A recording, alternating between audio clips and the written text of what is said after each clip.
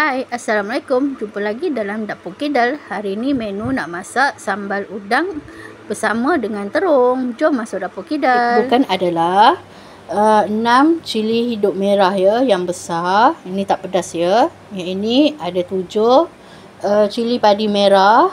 Ni pedas kawan-kawan. Ini halia sedikit, 1 ruas jari. 3 bawang merah dan 4 bawang putih. Ini kita akan chopper ya. Ada 3 batang terung ya. Ini udang untuk buat perencah kepada sambal terung udang kita ya. First kita akan potong besar-besar lah. Sebabnya kita akan chopper. Bawang saya akan potong 4 saja. Sebabnya kita akan chopper sekali dengan cili ya. Jadi untuk tak nak bagi blender cepat rosak, saya akan chopper dahulu ya. Okey kawan-kawan, ini dah siap potong. Saya akan masukkan dalam chopper ya.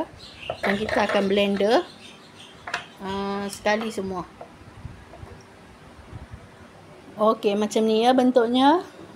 Jadi ada kasar-kasar sedikit lah. Untuk terung, saya akan potong memanjang. Lepas tu potong 4 ya. Tengok keadaan terung lah. Kalau terung panjang, boleh potong lagi kecil lah. Macam saya suka macam ni saja. Dan kita akan goreng ya. Okey kawan, ini bentuk yang saya nak gunalah. Okey, kita akan goreng bersama dengan minyak. Okey kawan, ini minyak. Kita akan goreng dulu terung. Panaskan minyak. Ini tadi saya goreng telur kawan-kawan. Okey.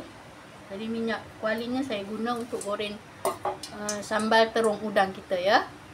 Tak nak untuk terung kita tak meresap minyak banyak, kita kena panaskan minyak betul-betul ya.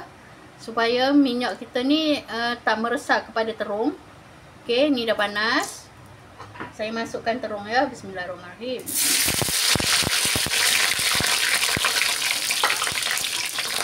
Okey, kita akan goreng dulu.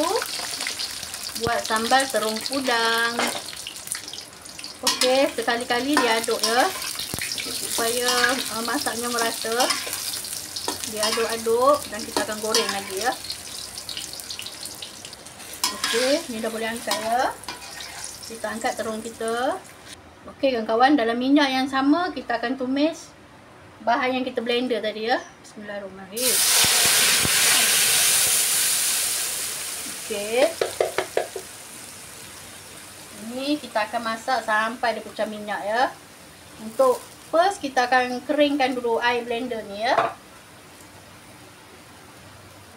Okey kawan, ini banyak air ya. Kita akan keringkan dulu air, baru kita akan masak sampai pecah minyak ya.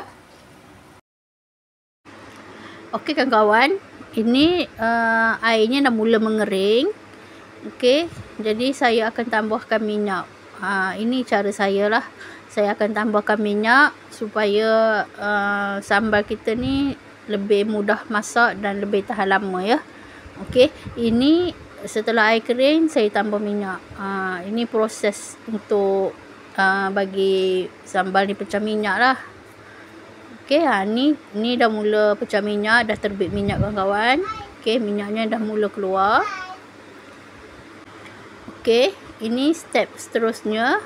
Kita akan masak lama sampai dia dah mula pecah minyak kali kedua. Dan ini yang ketiga, saya tambahkan gula.